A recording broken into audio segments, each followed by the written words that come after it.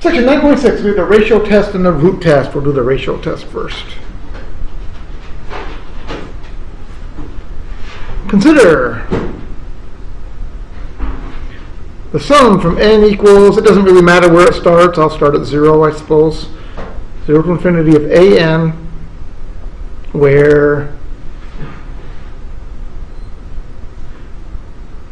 the a sub n's are not equal to 0.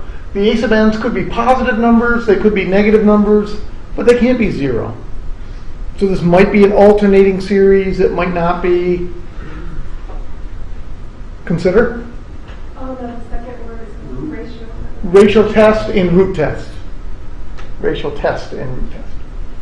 Okay, what we do, there are three possibilities. If, number one, the limit as n goes to infinity of the absolute value of a sub n plus 1 over a sub n is less than 1, then the series is absolutely convergent. So this is why this is called the ratio test. It's called the ratio because you're looking at a ratio and you're taking the limit as n goes to infinity. Possibility number two. If the limit as n goes to infinity of the absolute value of a sub n plus 1 over a sub n is bigger than 1, then the series diverges.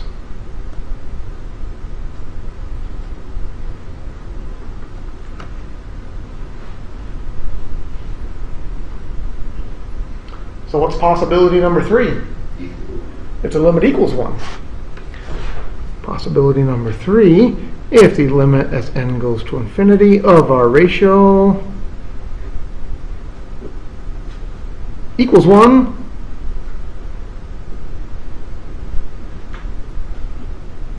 then the test fails. What does that mean to say the test fails? You need to use a different test. You don't get any information. It might be convergent, it might be divergent. You don't know. The test doesn't do you any good at all. Okay, so consider the sum from n equals 1 to infinity of n times 7/8 to the n. Okay, so the ratio test is going to be very useful in two situations usually. The ratio test is going to be very useful when you have something that looks geometric, but then it's being multiplied by something else. That's a big indication of using the ratio test, when you have something that looks like a geometric term, but it's being multiplied by something else. The other time you will use the ratio test is when you see factorials. And we'll do some problems with some factorials here in a minute. Okay, so this is one that I would look at it, and I would notice it has a geometric times something else. That tells me I should probably use the ratio test. I'm going to take the limit as n goes to infinity. I don't need to bother with the absolute values for this one. How come I don't need to bother with the absolute values? It goes from 1 to infinity and everything's positive, isn't it? All right, so what's a sub n plus 1 going to be?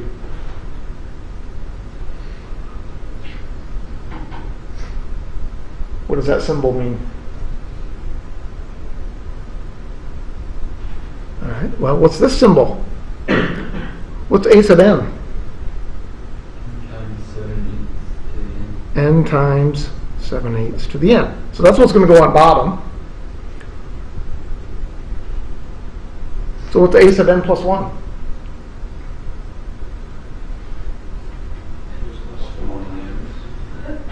N plus 1 times 7/8 to the n plus 1. Wherever I have an n, I replace it with an n plus 1. So we're going to have this limit. The limit as n goes to infinity of n plus 1 times 7/8 to the n plus 1 divided by n times 7/8 to the n. And we hope that that limit is anything except the number 1. If that limit is the number 1, the ratio test doesn't work, you have to try something else. If that ratio, that limit is anything other than the number 1, we have an answer. Well, what's that limit?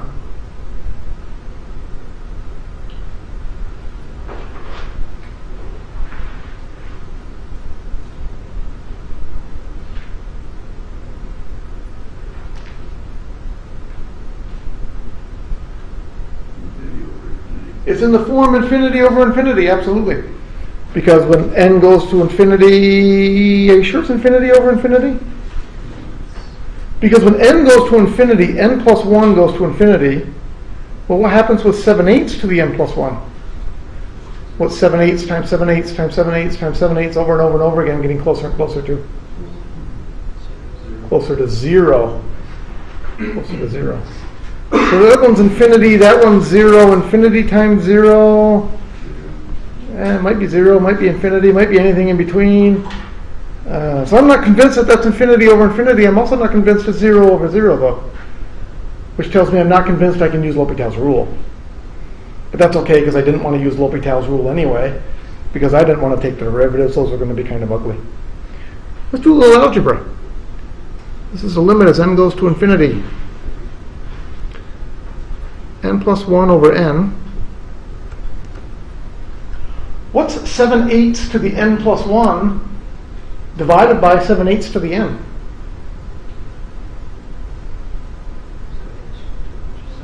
Just 7/8, how come? You subtract your powers. When you're dividing things that have the same base, they both have a 7/8, you subtract your powers. N plus 1 minus n? That's 1, so that's just 7/8. That's why this ratio test is very, very handy when you have geometric pieces. When you have geometric pieces, you can subtract your exponents and lots of things go away. Okay. So now what's that limit? What's that? I agree, it is now infinity over infinity. But I think you can do better than that and tell me the answer. Not 1. I don't want it to be 1. Any number in the world but 1 gives me good information. How about 7/8? Why is that limit 7/8?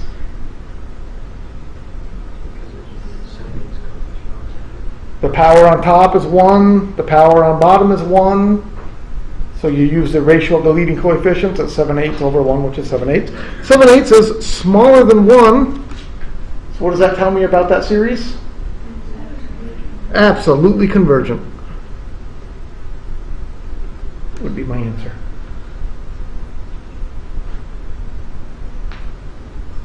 Of course, that one's a little foolish to say it's absolutely convergent, because if I put absolute value signs around it, does it change anything? No. But it's still true, right? If I put absolute value signs around it, it's still convergent, because it's exactly the same thing. So it is absolutely convergent. All right, how about one with a factorial limit? The sum from n equals 1 to infinity of 1 over n factorial. If you see a problem that has a factorial in it, I almost guarantee that's ratio test. Almost always ratio test. Do you want me to give you an example where it's not? I can't think of one off the top of my head, but I promise you if you see factorial, that's going to be a ratio test problem. Guarantee it'll work out that way. Okay, so once again, we want to take the limit as n goes to infinity of absolute value of a sub n plus 1 divided by a sub n. Anybody want to guess? I mean, do you think that's convergent or do you think it's divergent?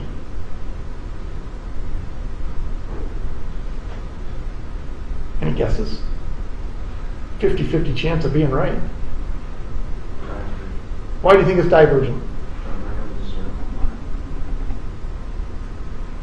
You're going to end up with 0 on bottom?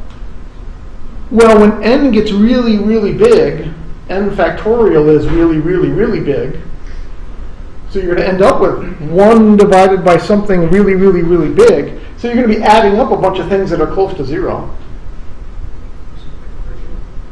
So convergent? I don't think it converges to 0. For example, if I plug 1 in, the first term is 1. So then it's 1 plus a half plus 1 over 3 factorial. So it's definitely bigger than 1.5. So it's definitely not converging to 0. I had to think it converges.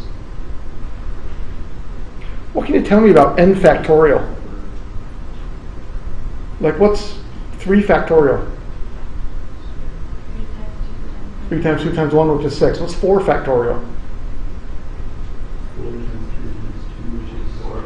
24. What's 5 factorial? 120. What's 6 factorial? 720. Factorials get really big really fast, don't they? If I'm up to 6 factorial, I'm already up to having a 720 on bottom. What if I just had n squared on bottom? What's 6 squared? 36, which is a lot smaller than 6 factorial. What do we know about the sum of 1 over n squared? P-series. If the p-series in it converges, and isn't 1 over n squared going to be bigger than 1 over n factorial? For example, 6 squared is a lot bigger than 1 over 6 factorial. So I think you could use a direct comparison test sort of thing to convince yourself that this converges. N factorials get really big really fast. Anyway, let's work it out. Limit as n goes to infinity. This time, what's a sub n plus 1? 1 over n plus 1 factorial. And a sub n? 1 over n factorial. And I dropped the absolute values because I don't need them because everything's positive. This is going to be the limit as n goes to infinity of n factorial over n plus 1 factorial. What did I do there? I flipped and multiplied. What's that limit?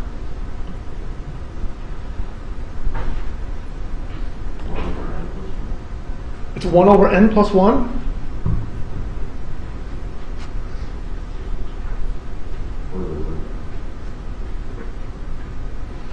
It's a limit as n goes to infinity of 1 over n plus 1. How'd you get that? Because the other one, the top and bottom are the same, except the bottom one has 1 extra term. Correct. n factorial means to take 1 times 2 times 3 times 4. And when do you stop? You stop when you get to n. What's n plus 1 factorial? 1 times 2 times 3 times 4. When do you stop? You stop when you get to n plus 1. But what comes right before the n plus 1? Just n. So what happens when you have n factorial divided by n plus 1 factorial? All of those cancel out, and the only thing you're left with is the n plus 1. So that's a nice easy limit now. What's that limit? 0. So what does that tell me about the series? Absolutely convergent because 0 is less than 1. The ratio test says as long as your ratio, when you take your limit, is less than 1, you are absolutely convergent. Questions on that?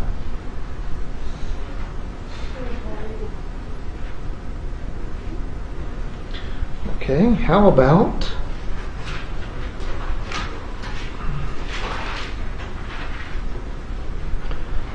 the sum from n equals 1 to infinity of 2n factorial divided by n to the 5th.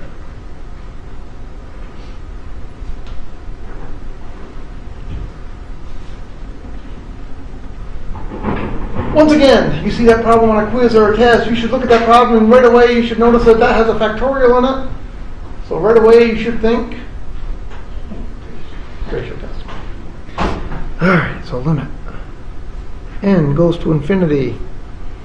A sub n plus 1 over a sub n is the limit as n goes to infinity. What's a sub n plus 1 this time?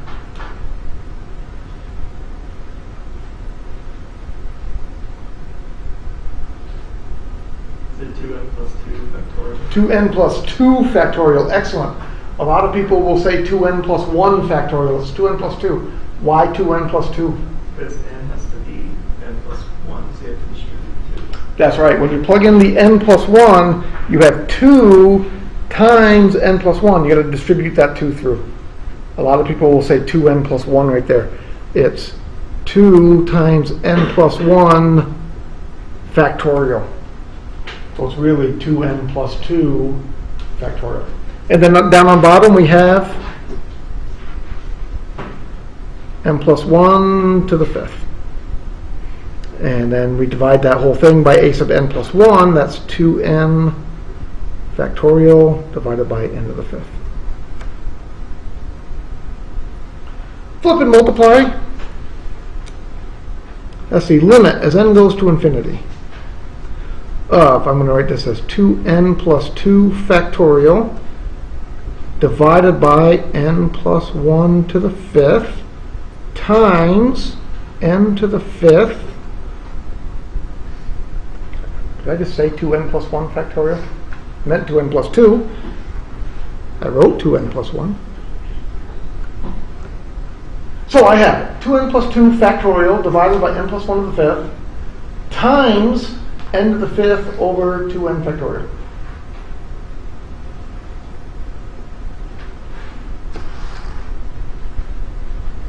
Simplify. That's the limit as n goes to infinity.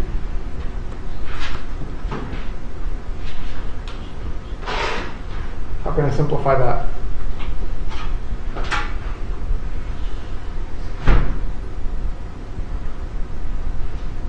Just the curtain being sucked shut. No, that.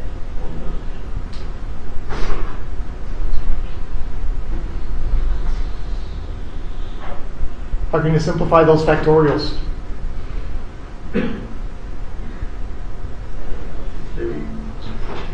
Okay. What's 2n factorial? You do 1 times 2 times 3 times 4. When do you stop? When you get to 2n. Okay, so 2n factorial is 1 times 2 times 3 times 4. You stop when you get to 2n. What's 2n plus 2 factorial? Excellent. You go 1 times 2 times 3 times 4, and you keep going, and you end at 2n plus 2. But what comes right before 2n plus 2? 2n plus 1. And then what comes right before 2n plus 1? 2n. So again, notice that the vast majority of the stuff is going to cancel out. What's going to be left over? 2n plus 1 times 2n plus 2. So we're going to have 2n plus 1 times 2n plus 2 times n to the 5th over n plus 1 to the 5th. What's that limit as n goes to infinity?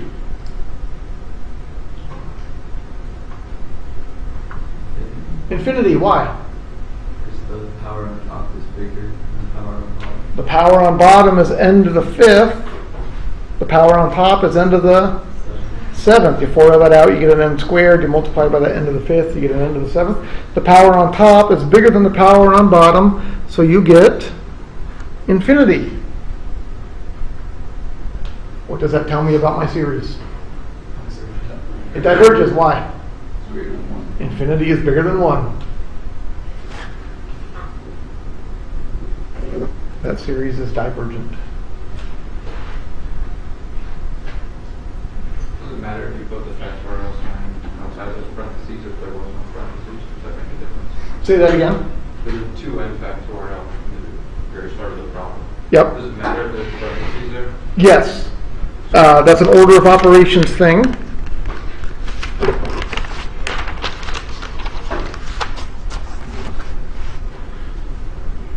2n factorial means 1 times 2 times 3 up to 2n, where 2n factorial means 2 times 1 times 2 times 3 up to n. So it's an order of operations things. Factorials come before multiply.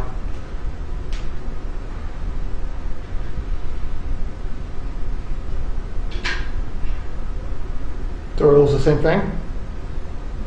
No? Which one's bigger? First one, how much bigger?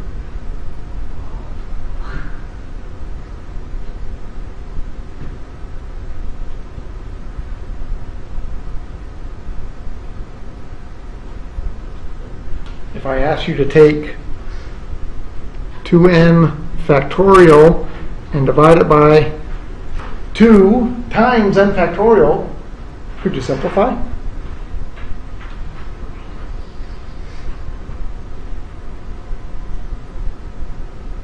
Not real easily, I don't think.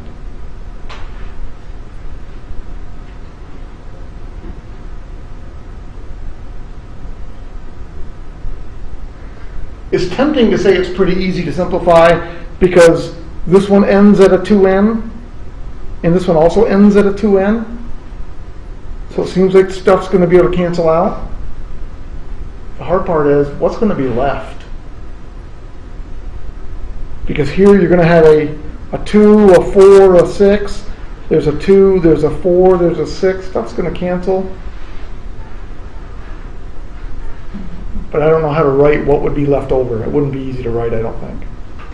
But I think you're convinced that the top is definitely bigger because everything on the bottom is going to cancel with everything on the top. So that fraction is definitely going to be bigger than 1. But I don't think there's any easy way to simplify that one. All right, let's try one that's an alternating series. How about the sum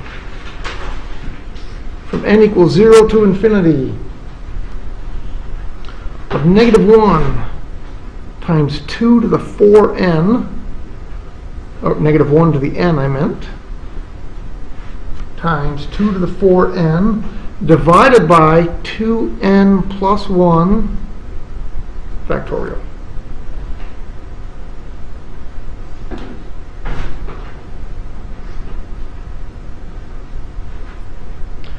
Again, you should look at that problem and right away you should tell yourself, that's one I should use the ratio test on. What tells you should use the ratio test? There's a factorial. The other thing is, there's a geometric piece, isn't there? 2 to the 4n, that's a geometric piece being multiplied by something else, and something else happens to be a factorial. But that's definitely a ratio test problem. Both indications are there. Limit as n goes to infinity. Absolute value of a sub n plus 1 over a sub n. What are those absolute values going to do? Get rid of that -1. They're going to get rid of that -1 to the n. So typically we write it this way. This is the limit as n goes to infinity. What's a sub n plus 1?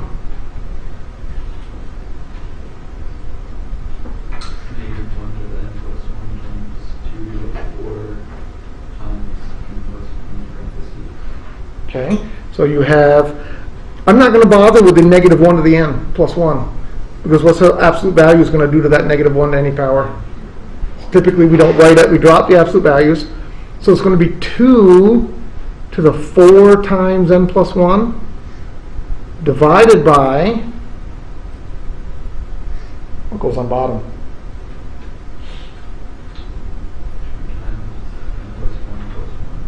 Two times n plus 1 factorial. So wherever I have the letter n, I plug in an n plus 1. Divide by a sub n. 2 to the 4n divided by 2n plus 1 factorial. Okay, so having the alternating series really doesn't change anything. The absolute values gets rid of that alternating part. Pretty much the same thing we did before. Okay, limit as n goes to infinity of 2 to the 4n plus 4 divided by 2n plus 3 factorial. And then I flip and multiply, so I'm going to have 2n plus 1 factorial over 2 to the 4n.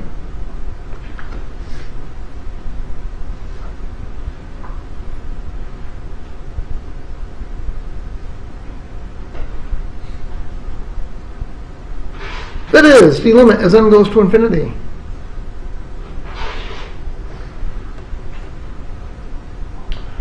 How much is 2 to the 4n plus 4 divided by 2 to the 4n?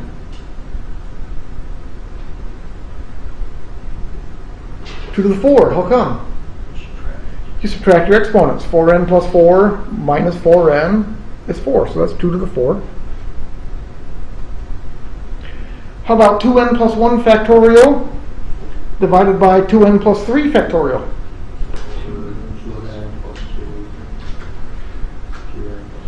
I'm going to have a 2n plus 2 and a 2n plus 3 down on bottom. How come? That's what's left over, yeah. This one's going to go 1 times 2 times 3 up to 2n plus 1. This one's going to go 1 times 2 times 3 up to 2n plus 3. So you have a 2n plus 3, a 2n plus 2 left over, and then you're at 2n plus 1, and everything cancels out. That limit is 0, because the power on bottom is bigger than the power on top, which tells me my series is absolutely convergent. Questions on that?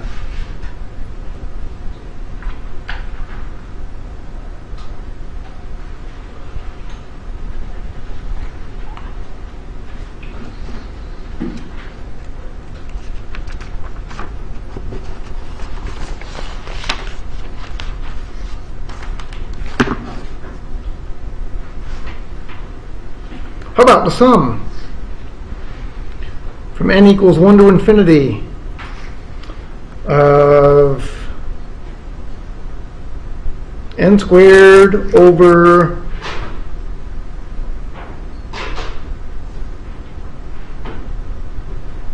four n cubed plus 3?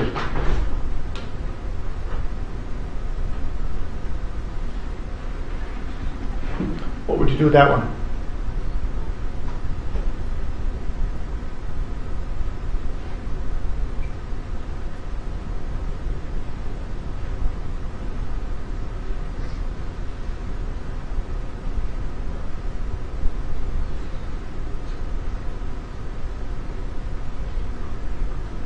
Well, let's try the ratio test. We're in the section on ratio test. That makes sense, right?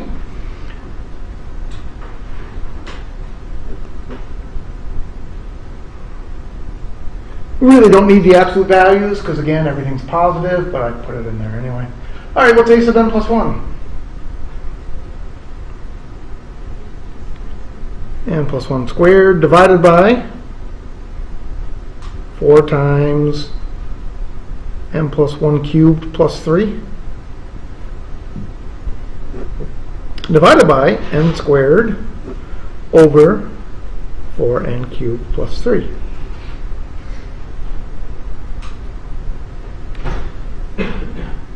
That's the limit as n goes to infinity of n plus 1 squared divided by 4 times n plus 1 cubed plus 3 times, I flip and multiply, 4n cubed plus 3 over n squared.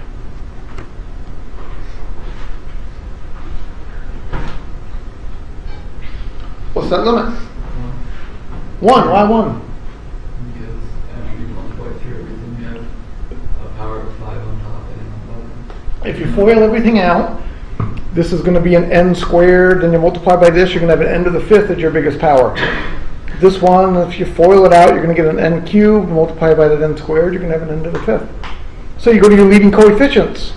You got a 4 there, you got a 4 there. This limit is 1.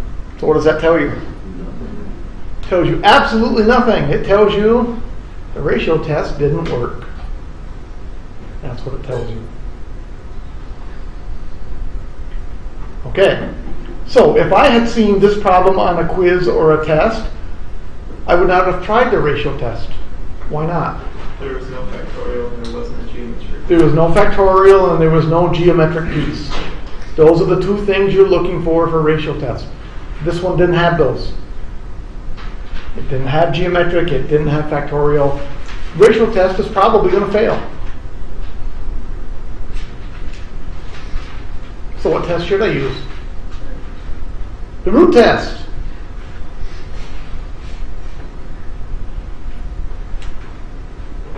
Maybe. I think that's too hard though.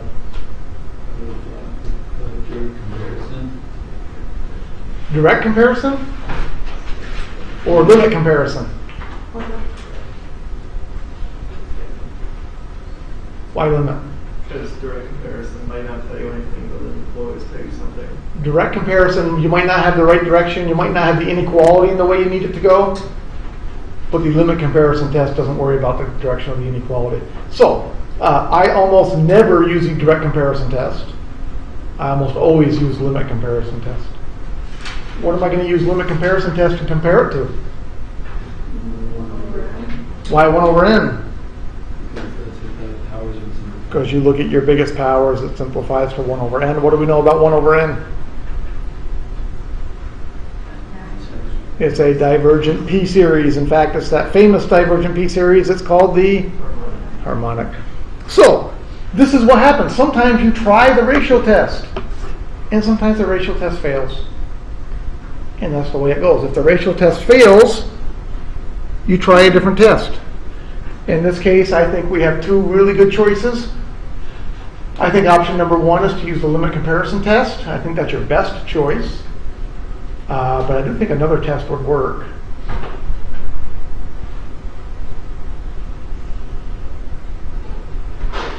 Anybody got another test that might work?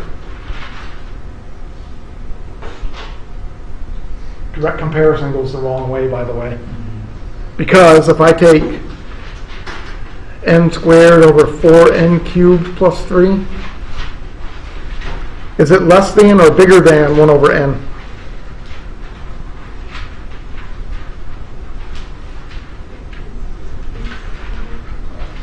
You're making the bottom bigger, which makes the whole fraction smaller, so that doesn't help, does it? Because this one is diverging, so if we're going to use the limit comparison test, we need this one to be bigger. So limit comparison test won't work for this problem. Or, I'm sorry, direct comparison test will not work for this problem. Limit comparison test will work just fine. We take the limit as n goes to infinity of n squared over 4n cubed plus 3 divided by 1 over n. What's that limit?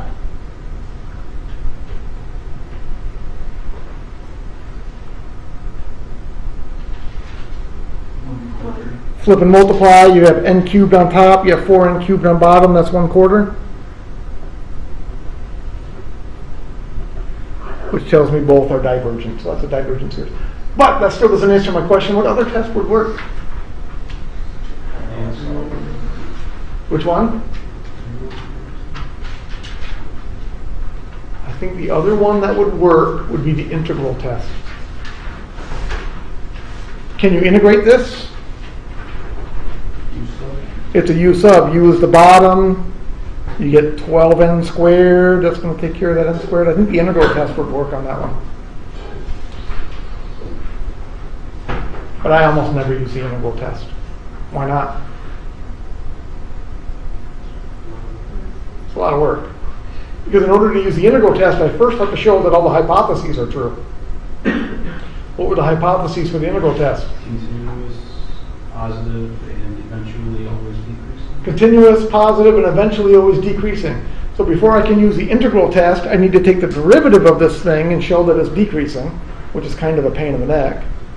And then after that, I got to integrate it, which is, integration is also kind of a pain in the neck. So I do think the integral test would work, but I tend to avoid the integral test. The integral test, to me, is my last choice. If I can't make anything else work, then I try the integral test. So is it like try this first, this Okay, like a list or something, like look at it and then. I don't think there's a list of which one you should try first. I think what you have to do is look at it. And you look for keys. So I look at this problem. I don't see factorials. I don't see geometric pieces. So that tells me that the ratio test is not right. And so after that, I would quickly look for the divergence theorem. Limit of this goes to 0. Divergence theorem doesn't tell me any good. So then I probably go to limit comparison test. That's kind of the order that I go in. Okay? But no, I don't think there's any. I don't think try the root test. Number 2, try the ratio test.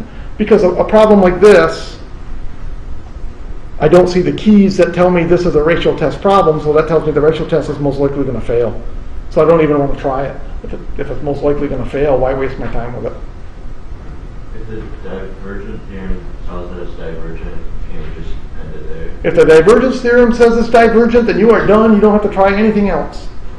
That's right. So for example, if I were to give you the sum from n equals 1 to infinity of 4n cubed over 4n cubed plus 3.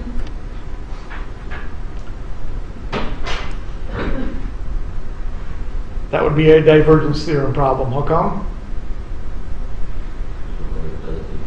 The limit does not equal 0. If I take the limit as n goes to infinity of 4n cubed over 4n cubed plus 3, that's 1, which does not equal 0.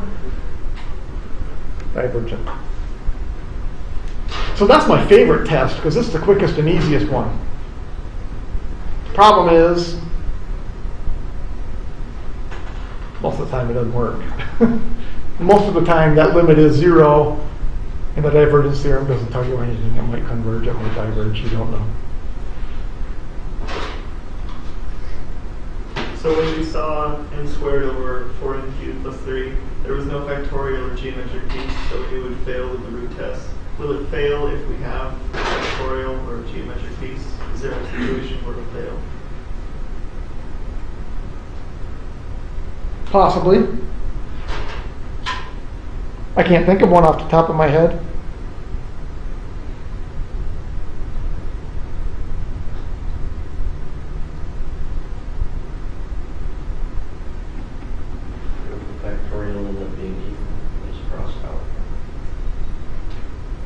Yeah, that's what I'm thinking is maybe you have some form of a factorial on top and some form of a factorial on bottom, and they might end up canceling out and your ratio might be 1, but that would be very unusual.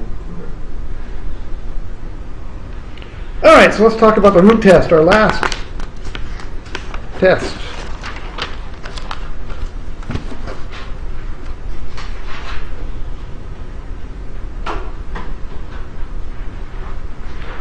The root test, once again, you're looking at the sum from n equals 1 to infinity of some function a sub n. You're going to have, again, 3 possibilities. If the limit, as n goes to infinity, of the nth root of the absolute value of a sub n is less than 1, your series is absolutely convergent. Number 2, if the limit as n goes to infinity, the nth root of the absolute value of a sub n, and that turns out to be greater than 1, then your series is divergent. And option number 3, if this limit of the nth root of the absolute value of a sub n equals 1, once again the test fails.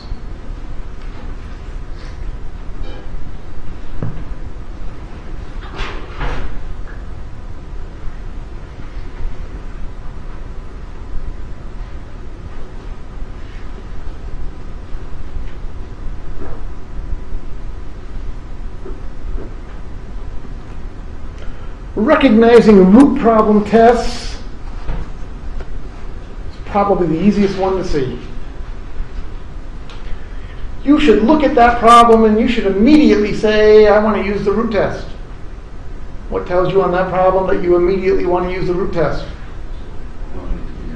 You've got a quantity to the n. What's going to happen when you do an nth root of a quantity to the n? The n power goes away. So that's how you're telling that you're looking for a root test. A root test, you're going to have something with a power to the n. And that's a root test. So here you take the limit as n goes to infinity of the nth root of n over 3n plus 1 all to the n. That's the limit as n goes to infinity of n over 3n plus 1, which is 1/3, which is less than 1.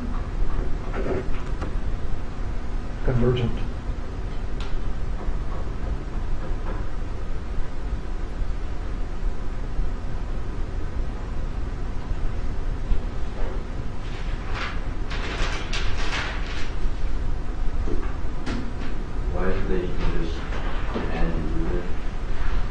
Because that's what the theorem says.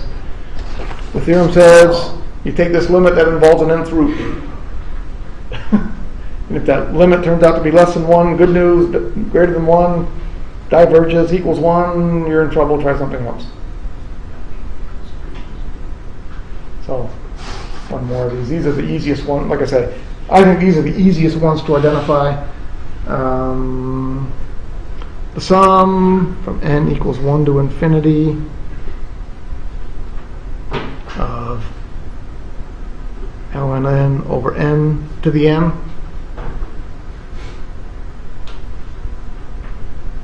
So again, you should look at that one. You should see I have parentheses. I have something raised to an n power.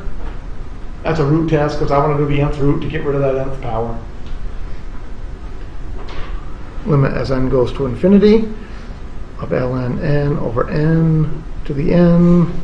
Nth root is the limit as n goes to infinity of ln n over n.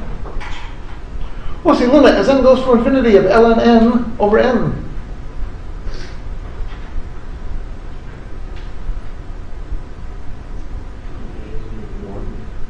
It's not 1.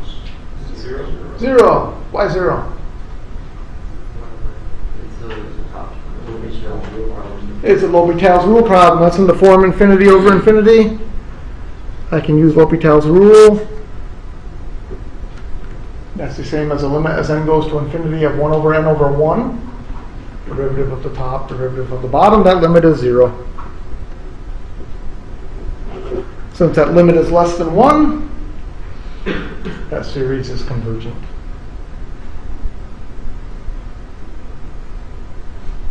Questions on that? Is it convergent or absolutely convergent? Absolutely convergent. Of course, this one's always positive to begin with. So to say it's convergent means the same thing as is absolutely convergent. But if I were to sneak this in, like so, now we would say it's still convergent, and that one would be more correct to say absolutely convergent because it does have the alternating factor to it. Other questions?